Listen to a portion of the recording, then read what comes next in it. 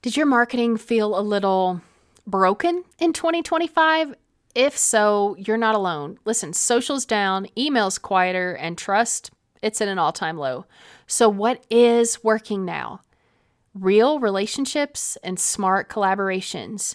That's why today I'm talking with my friend and collaboration strategist, Katy Suik, about how to link arms with the right people to rebuild trust and to bring in better leads in 2026 without shouting into the algorithm void and hoping it likes you.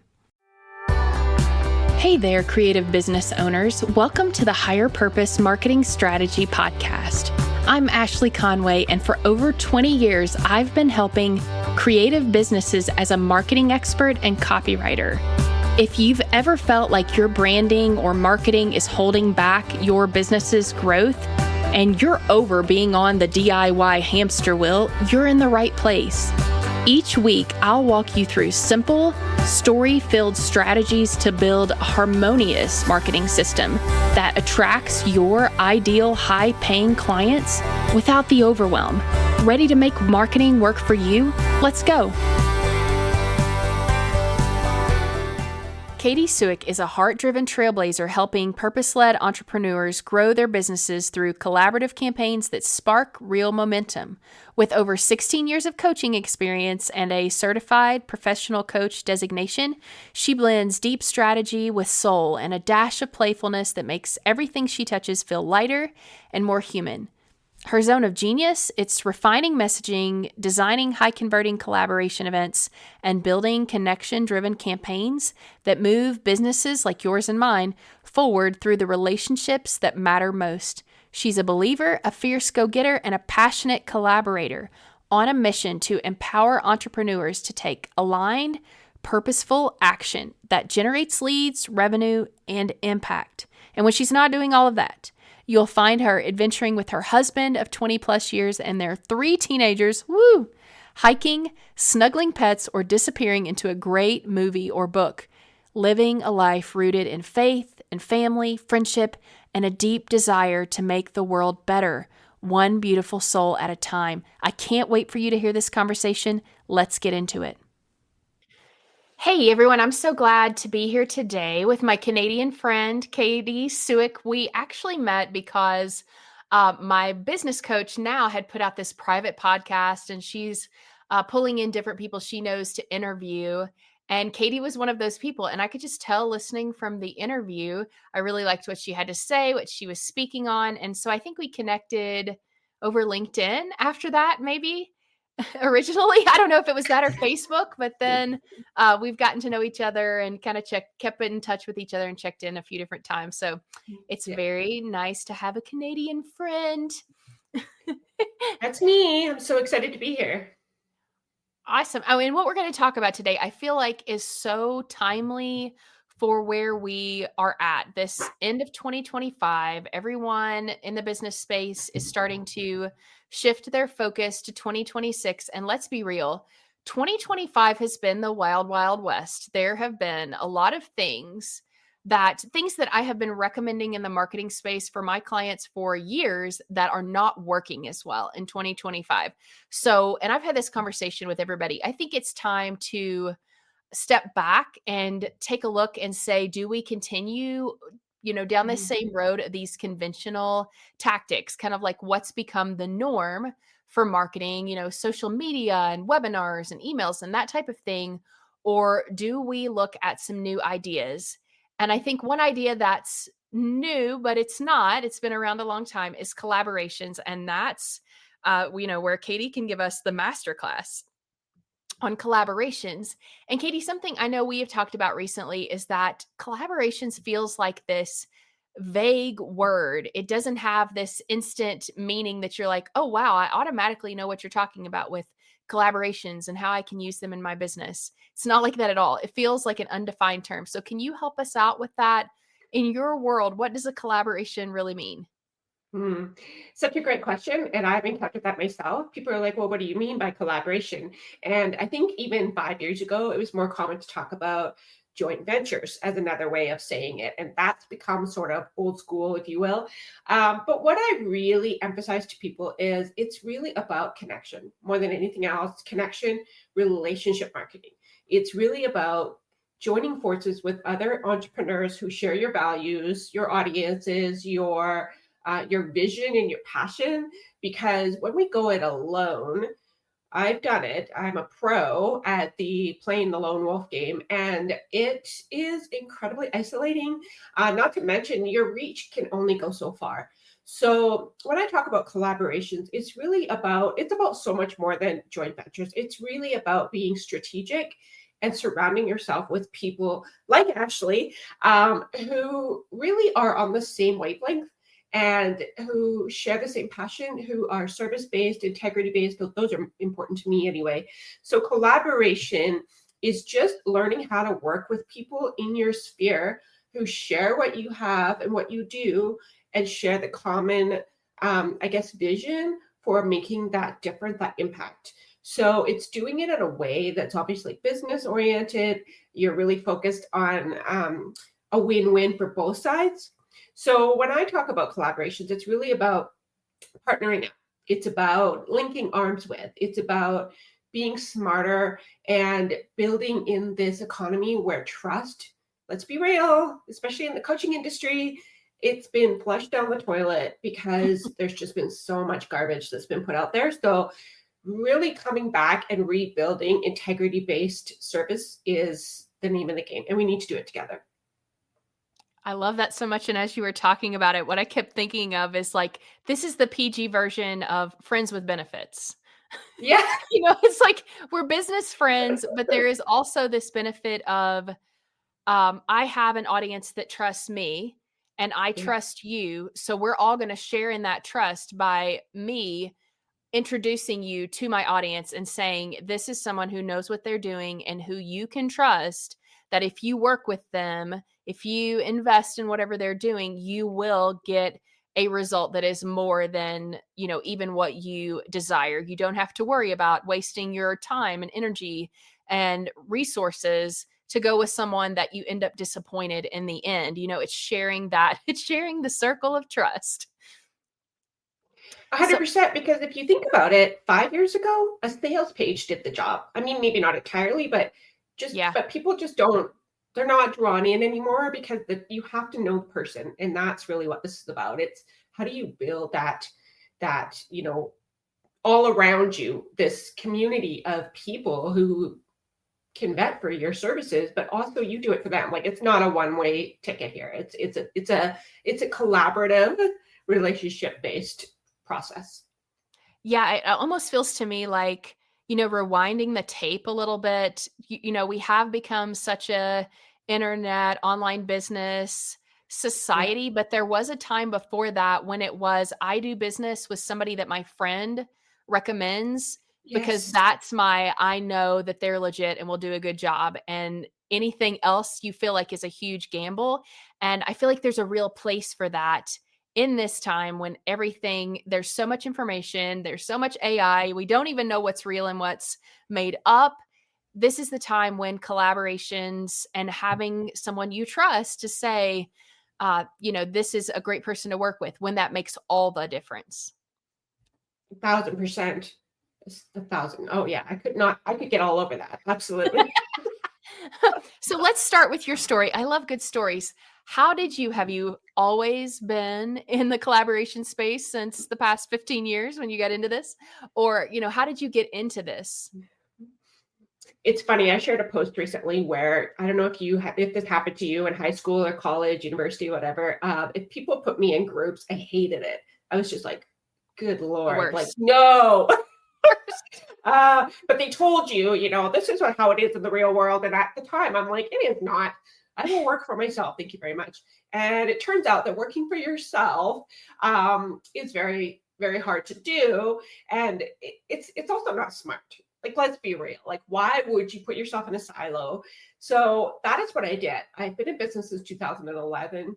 And for the first 10, 12 years, aside from the odd, locally in my community, I would get together with other people and put on events and things of that nature. But really, I was doing it all by myself, and I just don't think that's healthy, number one. And then in 2020, we all know what happened that year, but for me, it was kind of this massive shutdown of my business wasn't working anymore. I knew I needed to go into the more online space. Previous to that, I was focused more on, my community and whatnot. And it was sort of this waking up to this reality that we belong in community. And I made a lot of mistakes and a lot of investments and a lot of good things in the last 5 years. But what I learned in 2021, I first learned about summits. And for me, I love a good strategy. I love it. If you could tell me a formula and you could tell me how to get from point A to point Z in Canada, Z in the States. That's a funny one I didn't know. Yeah, it's true. We try to go with our British rules over here, but anyway, yeah, if somebody can show me the way, I'll do it. I'm not afraid of hard work. I'm not afraid of anything, but I also have been an overthinker, and I think I got caught up because I had to do everything perfectly. But the good news is, in doing summits, I did seven of them over, I want to say it was about a 2.5 year period. And I learned so much. The summits themselves they built up an incredible network. Like, I now have just this incredible network of just incredible humans. And I learned a lot in doing this process. But what I also learned a year ago, pretty much to the day, was I don't want to do these anymore. But I didn't want to let go of the collaborative element of it, because I did love bringing speakers together. Every time I had an event, I brought them all together in a room, whoever could come, so that they could network with one another. And so people have told me over and over and over again that, Katy, you're a connector at heart. Like, you really know how to bring people together. It's like Cupid, but again, what did you call it? PG version, Cupid? Yeah, PG benefits with friends. Right. Or friends with benefits. I'm okay. I'm like the benefits Cupid. Anyway, yeah. So long story short, this year it's been and you said it yourself, it's been a very trying year, because I had to strip away so much of what I learned about summits and a lot of the methodologies behind it, not because they're wrong, but because they weren't working for me. And why would you put yourself as a round peg into a square hole if you know that you're designed differently? So really what that's meant for me is, it's multifaceted, and I'm still figuring it out, if I'm honest. Aren't we all as entrepreneurs always figuring it out, right? Mm-hmm. But for me, I love helping people put on collaborative events where they can just work with other people and have a common goal and a common theme and deliver high value, but on a much smaller scale than a 30-person event. So that's been my story, and it's still unfolding. But I think at the core of it, I've always, in spite of being an introvert and having been so viscerally opposed to working with groups, I've discovered that I just love it. I absolutely love it, because it just gets me out of myself and my little tiny tunnel vision world of me and my laptop. So that was probably a lot longer than intended, but that's essentially my story getting here. Yeah, no, that's wonderful. And I did want to make a note for our listeners who are solopreneurs.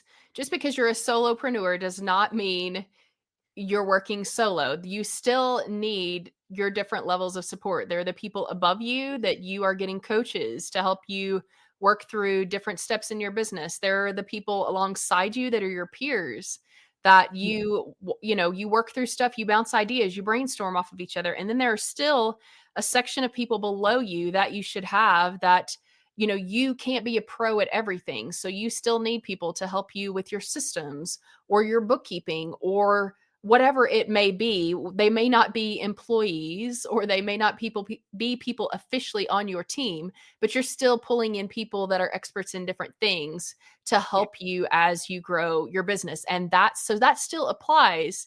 If you're a solopreneur, with all of these collaborations, it's a huge opportunity for you.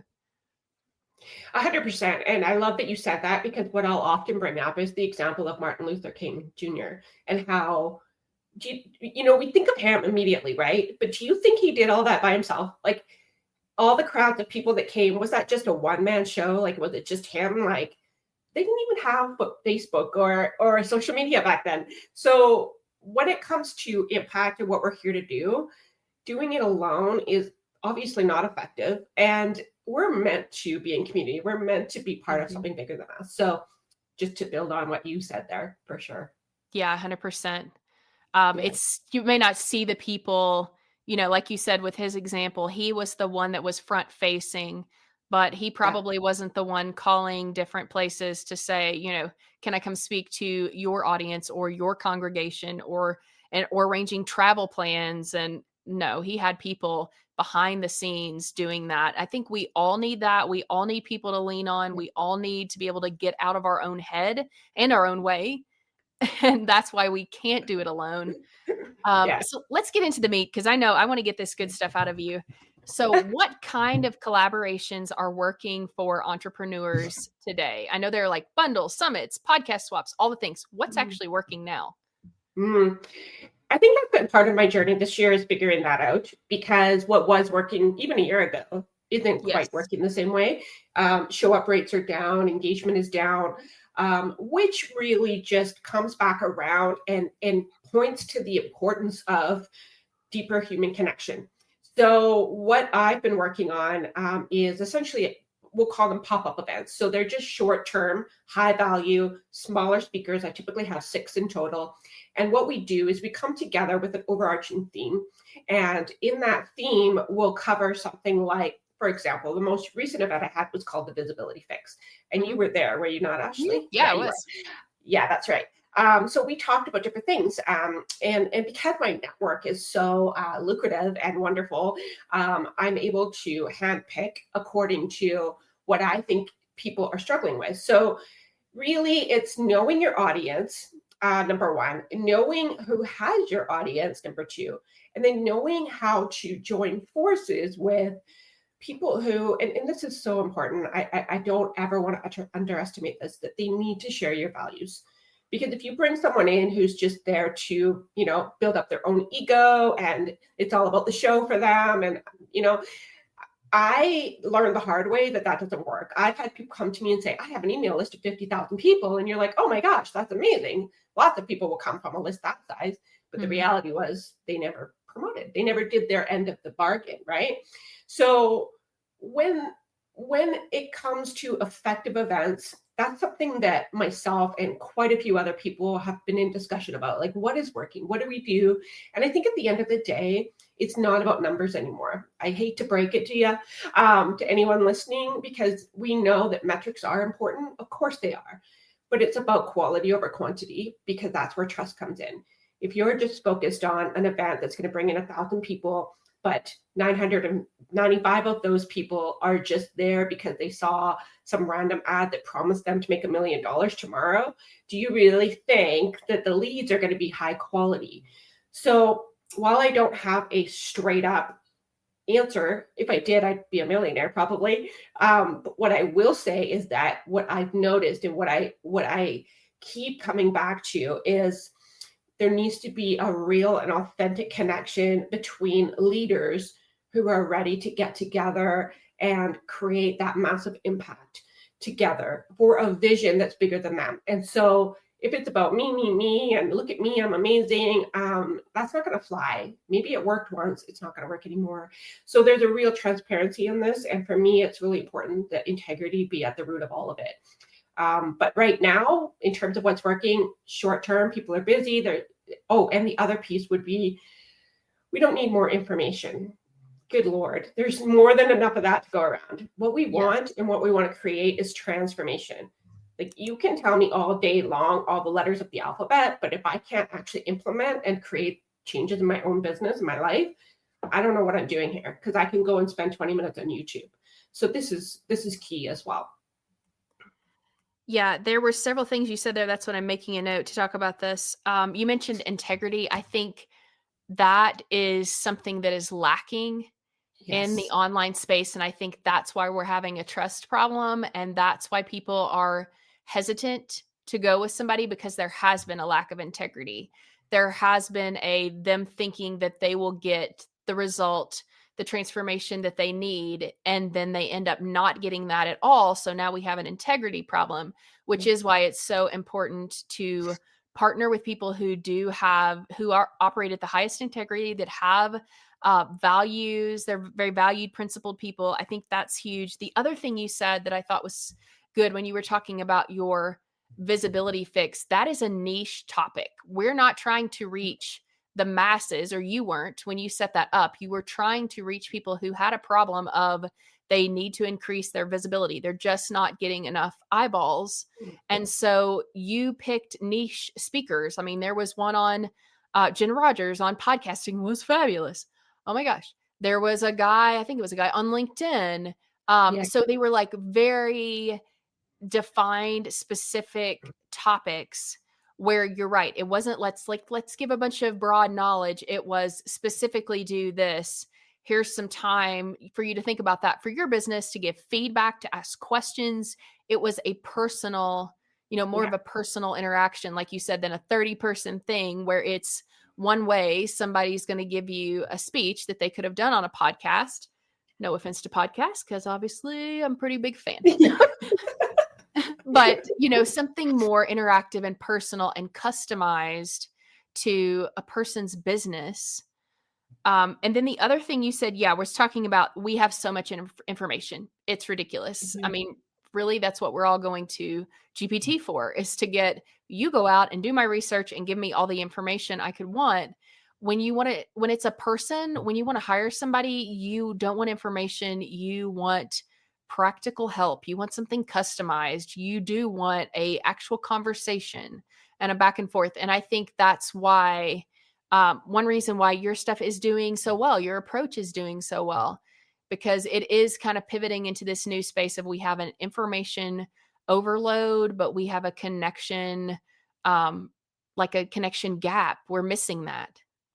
Yeah. And one other component to the event that I believe is important to incorporate is we did discuss 6 different potential strategies. There was the podcasting, there was LinkedIn, there was all these different things, right? Mm-hmm. But what I would say is, what was unique about it was I myself, and I had some support, we emphasized to the crowd, pick your lane. Pick one thing, pick a second thing as a second priority. Do not, for the love of all things holy, go and do all 6, because that's what people do, is that they spread themselves so thin and they get so overwhelmed. And really, the event was set up because it's based on, like, where are you at in your journey? Because how you move forward will depend on that. You may not be ready for this thing. Maybe you need to build up on that thing first. And so I think that element of really servicing people where they're at is something that's been missing, because you can't just throw something on the billboard and be like, here you go, problem solved. And so service, would be another element to this for sure. Absolutely. There is no one size fits all. I feel like that's a hill I'm willing to die on. Right? Cookie cutter things do not work. Do not work. They don't. Nope. So I'm thinking about this, like, as a listener, as someone who hasn't done any of that, and I'm kind of hearing, an online event has a lot of potential. How can I make that work for my business? Who do I approach to partner with me? Like, there's a lot of question marks there. It can feel awkward to reach out to somebody else and say, hey, do you want to, want to partner with me to create this event? So how do you recommend for female entrepreneurs to begin this, to approach collaborators, to come up with their niche topic? Like, where do you even start if you want to test this out? It's a big beast, and but it's a beautiful beast, if that's a thing. So first thing I would say is be human. Number one, when I first started the summit process, there was a lot of outreach that I needed to do, a lot of research to find people. And I truly, anyone who knows me really well has heard the story. I felt like a little goldfish being thrown into the giant sea. And here I was swimming up to these massive whales in my mind, right? And saying, right. Come and play with me. Like, it was just this feeling of, I'm this big and you're massive. But what I found is I reached out to some pretty big people, some that were even famous, who even said yes. And I was like, say what now? You're actually going to come and Yeah. So we all have that sort of imposter, feel small feeling, no matter where you're at in business, it's always there. But the more I did it, the more I recognized that these people that I had way up on a pedestal are actually just like me. And they're struggling in their own ways, they're going through their own journey. And one such person, the irony of it is this: one such person was Norbert Orlowitz, and he is my current mentor. But what's so fascinating about this is the person who introduced me to him 2 years ago said, here's his contact information, but he's pretty big and he's hard to get in touch with. So good luck. And I was like, okay. Wow. Um, she did connect us. And I discovered upon, reading about him that he lived in the same province as me in Canada. And I discovered that he shared a lot of views on certain topics that I was passionate about. And so I just reached out to him in the DMs. And instead of being like, hello, my name is Katy, I'm wondering if, I was just like, hey, I noticed this. And then I was sort of like, I was just being me, to be honest. I mean, I have a quirky sense of humor. He liked it. He was just like, hey, great to meet you. And what ended up happening was, for the event that I was having right at that time, he couldn't make it work because he was going through some business changes and whatnot. But fast forward 6 months later, he was on my event, and him and I just connected. And we've collaborated together on multiple times. And it just goes to show again that relationships above all the rest is really what it comes down to. Like, I will always feel supported by him. He's one of my biggest cheerleaders, and I promote his company all the time because I see the integrity of what they do. So getting back to your question, if it's awkward, seriously, I think we all need to kind of go into ourselves and pull out the leadership in us. And I have to remind myself of this constantly, because if I'm falling into that, I guess, little girl mentality of like, I'm just little and insecure and scared. What I do is I say, no, Katy, like you build on the confidence of previous attempts, really. So it's being human. It's finding some common ground. I mean, Ashley, when you and I met the first time on the screen, we were laughing within 30 seconds because I made a comment about toys in the background, and I'm like, oh, you must have kids. And you're like, Oh, yeah. yeah, those are cat toys. And I just started laughing and I couldn't stop because I was like, what an assumption I made. But I don't know why it was so funny, but it melted away any nerves or, like, just be human, have some fun, laugh a little. And if they can't laugh with you, they're probably not meant to collaborate with you. And to your credit, you didn't identify people based on, I'm going to go look for people with the following, the audience that I want. You reached out to people that you genuinely liked, at least what you saw of them. And I think that's a huge point. It maybe it's more strategic, or something more that, like, the textbook answer is to reach out to the people with the following. Of course. But you've been able with Norbert to have a long-term relationship because you all genuinely like each other. And I think that's huge. I mean, there is this piece of, I want to reach out to someone that I believe is excellent at what they do, and they will serve my audience well, and I can wholeheartedly recommend them. But there is this huge likability piece of, there's just some people you click with and some people you don't. And I think that's okay. And that's probably why you stood out when you reached out to him, because it was like, dude, I'm not trying to like take something from you. I genuinely like you and want to do something together. Yeah, 100%. Like, that's really what it is. It's getting away from the carbon copy of messages and canned messages. Like, I have no time for that. I don't even respond to them. Just be human. Let yourself come out. Like, if you're silly like me, great. You're going to attract more silly humans. Just saying. Absolutely. I love that. And I know, so most of us, if you have done any of these types of collaboration strategies, there is an element of you provide something for free, whether it's a resource, like, a PDF is something you've made, or you speak on a certain topic. You have to give away some of what you know in order to be a part of this. So how do you balance being generous, which I'm going to guess anyone listening to this wants to be generous, wants to be good servants, wants to provide a lot of value, but they also, I mean, I've had this come up with clients. They don't want to give too much away so that the person doesn't want to buy anything from you. How do you balance that? I was thinking about this because you gave me some questions to think about it, and I pondered on this one because I, as a giver, I take so much joy out of connecting people and delivering value, and admittedly, I'm not as great a receiver, and that's a block that I'm still working through. So what I would say to that though is the minute we start to say, I don't want to give too much, we're actually coming from a mindset of lack and scarcity, like Mhm. there's not Yeah. enough. The truth is that you're always going to have so much more to give. It's never ending. I mean, within reason, I'm not asking you to go sacrifice yourself and give it all away, but what I am saying is when it comes to contributing to a collaborative event, for example, you have to remember that I was listening to a reflection the other day about how abundance in terms of what goes out or what comes back in, everything that you think about in terms of the world and how it operates, the waves come in and they go out. Our blood Mhm. flow up and down, and you think Mm. about our oxygen in and out. Like we have to be um, strategic and know that, first of all, if you're hosting the event, you're obviously going to need to think bigger in terms of, okay, the event is designed to deliver value. But in that process, if you're the host, you're going to be bringing in leads, high quality leads. And then you need to be strategically prepared and think ahead about, well, what do you have after it? 2 weeks later, 3 weeks later, a month later, because that's where you might move into your sales event, Mhm. something you do on your own. So it's really about trusting the process as much as it is about delivering the service and the value.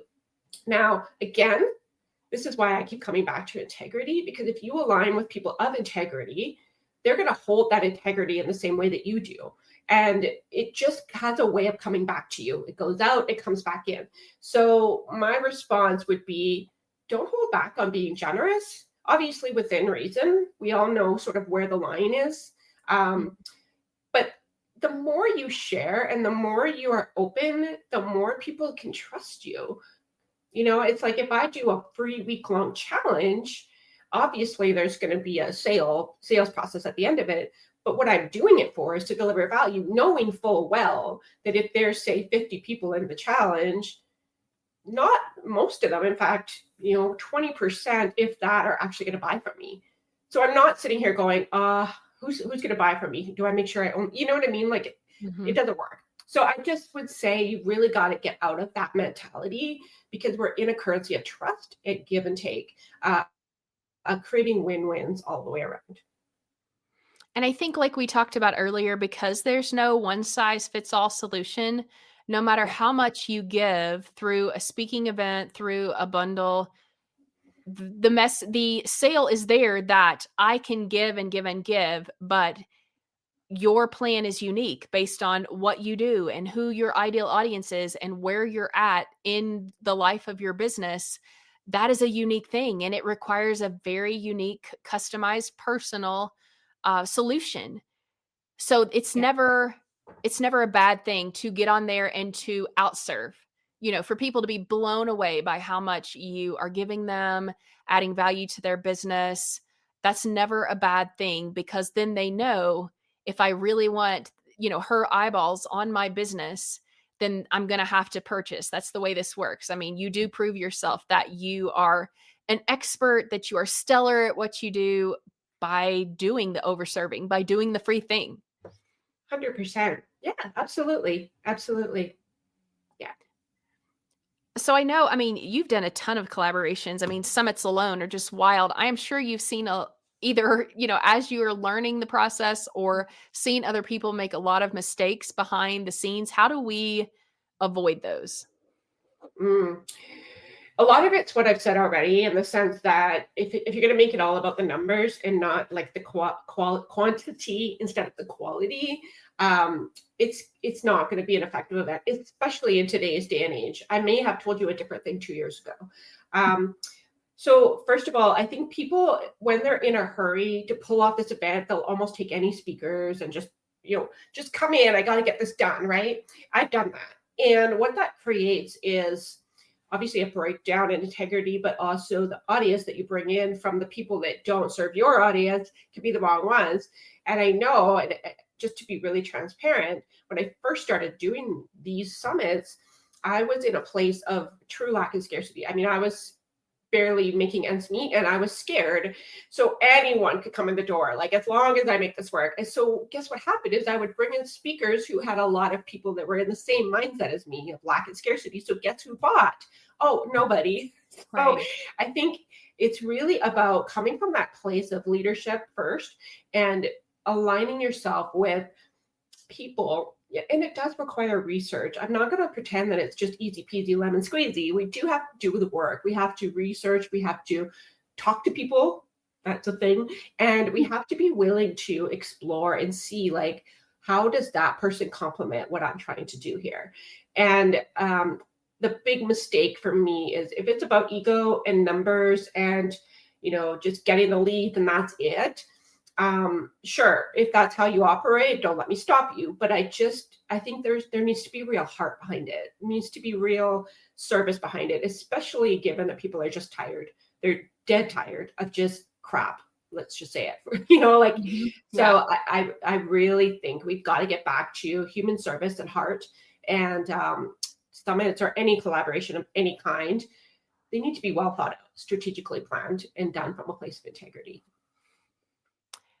I love that. I think we have a real opportunity here to give people some practical steps. So whether you host your own or whether you participate in someone else's thing, let's give them a list of things that are considered collaborations that they could do. Everyone.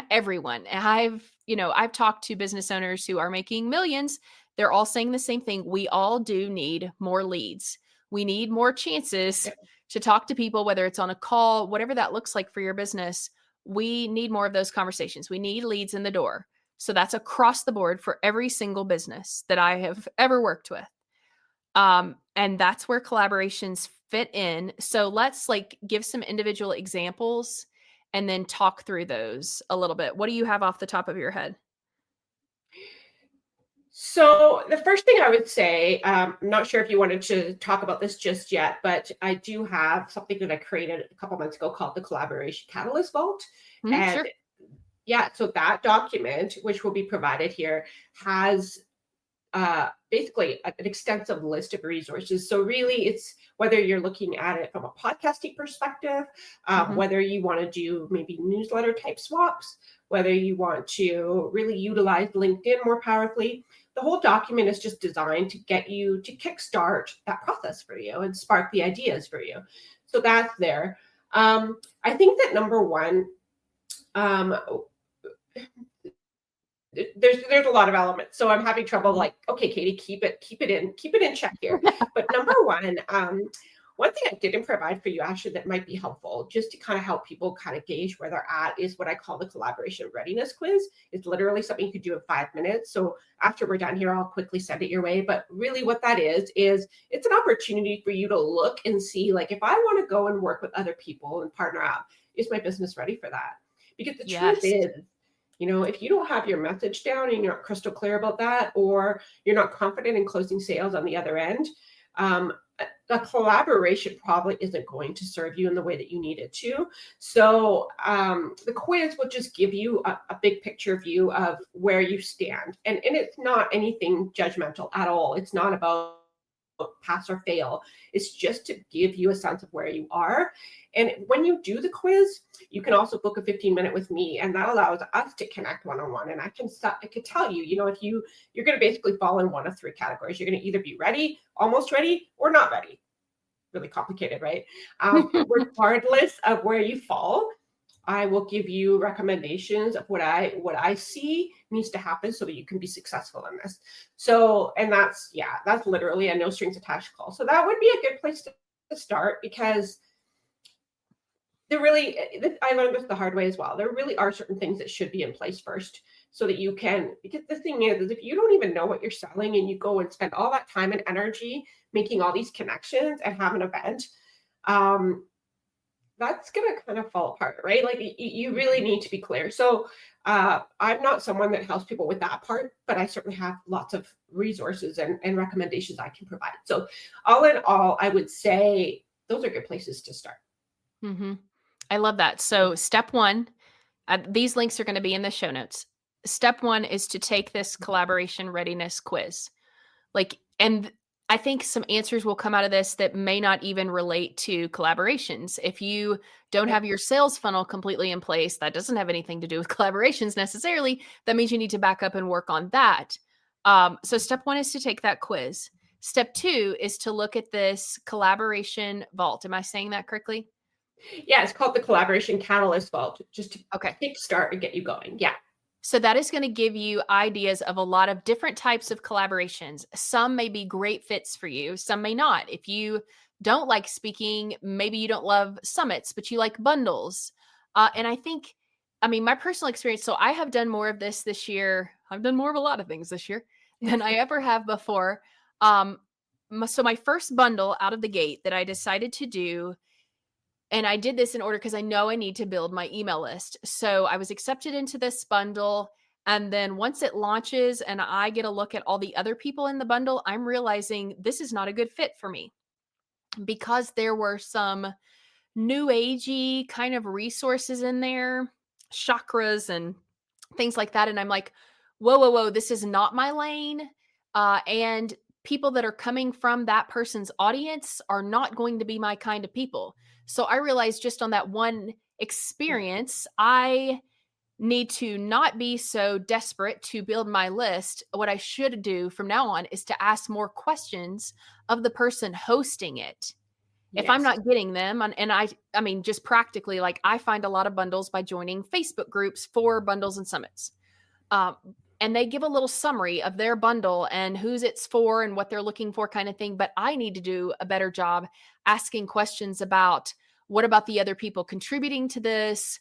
What kind of like deep dive, what kind of person is going to be coming into this? And I would have known these are not really my people because I don't want to fill my email list with a bunch of people who are really not my people. That's a waste. Just because the Yes. numbers are there doesn't mean they're any good or that we would be a good fit working together. So So there's a true. lot of these that it does take. Just because you get a list doesn't mean you have to do them all. And just because you identify one category doesn't mean you have to do every single thing. If you're a bundles person, that doesn't mean you have to do every single bundle that you apply for. Like, Right. let's slow down, let's be smart, and let's pick what is a good fit for you and for your business. Katie, I'm sure you have lots more to say about that. That's just my recent experience. Yeah. Honestly, I love that because you're talking about both sides of the coin. Like you really, I get invited on stuff quite often, and first of all, I need to know. Usually, there's a promotion period required too, right? So you want to make Mhm. sure that you're not in conflict with other things you're promoting or your own Right. things that you're promoting. So you really, again, it's all about alignment. I really talk about that a lot in terms of does it feel Mhm. intuitively right to me? Is it aligned with my values, my beliefs, my vision, and there needs to be a filtering process whether you're hosting or whether you're joining. You really need to be. It's going to be more successful if it feels cohesive as opposed to I'll do it, but and like you, Ashley, I've joined things and realized, yeah, for me it was a lot of people who were just there to the ego thing, right? Like I'm just here Mhm. to show off my stuff. Like I just can't get behind that. Yeah, so that's me. But yeah, And I mean, it's hard to find the perfect fit, but I kind of figured out I would rather have the perfect audience fit than the 100% perfect service fit. Like, I work with female service entrepreneurs across the board.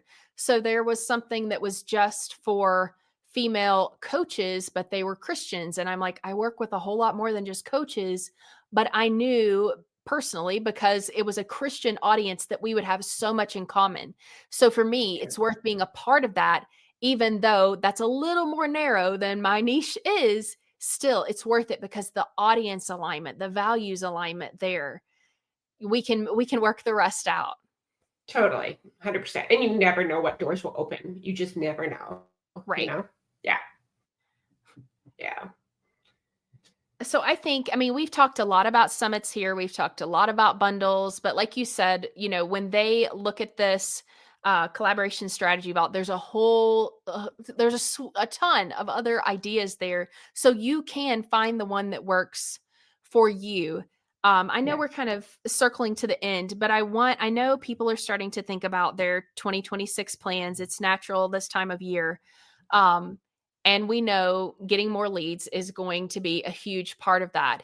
Is there something that people like a low hanging fruit is kind of what I'm thinking about when it comes to these collaborations, that it won't take a massive amount of time to put things together, but that they will see some result out of? Are there things right off the top of your head that you're like, these are easier lifts, but they still are going to get you a transformation? Hmm.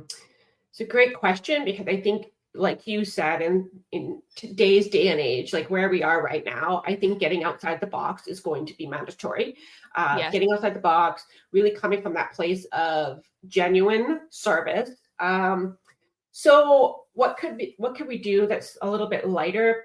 I always say, if you can do podcast swaps or um, look for people, even if you just did this is something I love to do, so I may be biased in this, but doing a little workshop or like, and actually I've talked to you before, like I would love for us to do something at some point. Like it doesn't have to be something super fancy and complicated, but where can, you and one other person or two or three or six or I wouldn't say 30, that's not light lifting. But Right. I would say, how can you bridge that? How can you come together, especially in 2026? Like, I really think that, and I know, Ashley, you and I have talked about this, Hmm. we need to carve a new path here. We need to um, really get away from bro marketing and pushing sales and get back to human connection. So any event that delivers value and meets people where they're at and gives them what they want. There's a lot of marketing involved. I don't know anyone in the room who knows anything about marketing, but it might be Ashley. So knowing what your intentions are, your vision, and seeing who's in your circle right now, Hmm. who's already got leads, and interview them, bring them on, like whatever. I just think we got to stop like hiding behind our desk and building beautiful Canva booklets, guilty, and start getting out there more and connecting more. Absolutely. I mean, I'm 100%. And we've talked about this kind of what direction we're going to lean in 26. And I think so much of it is like the power of the relationship, the one on one, the personal touch. So it's like, and that's online. Like, who do you know? Yeah. Who have you come across that you all can have a coffee chat and just talk about your businesses? And, I encourage my clients, and I'm doing this myself, like, can you tap into your local environment too? Even if you're not a brick and mortar, there are relationships with people you can actually see face to face, and it's just you're just enlarging the people that you know. Let's go back to the olden days of like, let's just get to know people. And I think there are powerful things that will come out of that. It's like, I want to serve you, you want to serve me. Let's work together. Let's join arms and make this easier. My gosh, let's be real. I don't want to be on Instagram posting reels No. every day, trying to break through the noise and get people's attention by what? Doing an Irish dance and a rap. I mean, it's ridiculous the stuff that you have to do to get attention. So I say, let's buck that. Yeah, get outside of the box, break down the box and stomp on it. I mean, we have got to find Yes. a different way because this old social media saturation, more, isn't working, and for good reason. We're sick of it too. The people, who are the content creators are sick of that. So let's find a Yes. new way, and it doesn't have to be hard. It doesn't. And really, I mean, it's like anything. When you work with other people and you share the load, good Lord, it makes all the difference. So why are we torturing ourselves? Why? Yes, Yeah. 100%. I know Yeah. you don't have to subscribe to the conventional way just because I feel like I'm talking to kids at school. Just because everybody else is doing it doesn't mean you have to do it. So you know, true. We need to be reminded as adults. Let's be real. We can get right. caught up in it.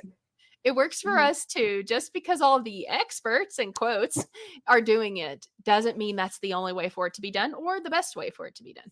This is It's all true. entrepreneurship, that it's trial and error. See what works for you, and what works for you may not work for your best business buddy. That's the don't be afraid for things to fail. 100,000. Fail forward, truly. Okay, Katy, I want to tell everybody they can connect with you on LinkedIn, Facebook, YouTube. Do you have a preference of those things? If somebody I wants to am ask you a question? yeah. Well, my name is easy to find as long as you spell it correctly with a Y. And I am trying to be more active. Well, I'm not trying. I am being more active on LinkedIn now Mhm. as opposed to Facebook, but I will find your message whether you contact me either way. I am also on YouTube, although that's something I get to build some consistency on in the new year. That's one of my goals.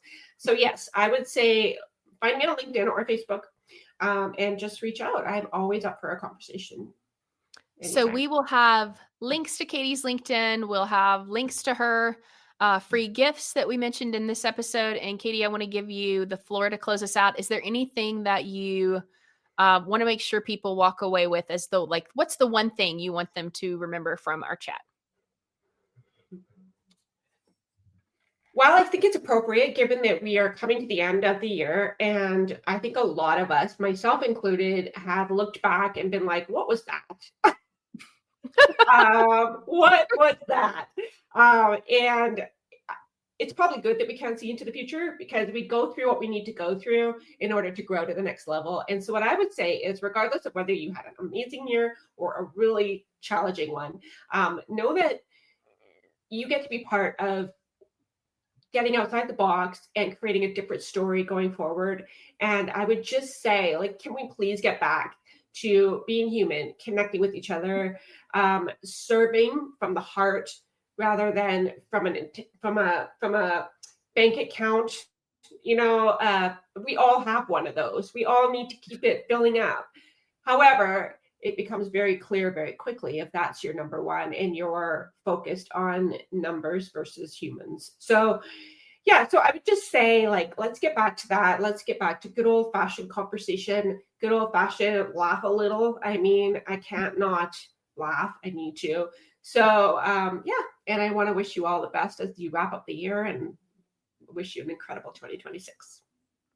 I love that. I think that's a message we all need. We know, but we need to be reminded of. It's so hard sometimes that the money side, the dollars and cents, the P&L sheet does It does impacts. become really pressing in your mind.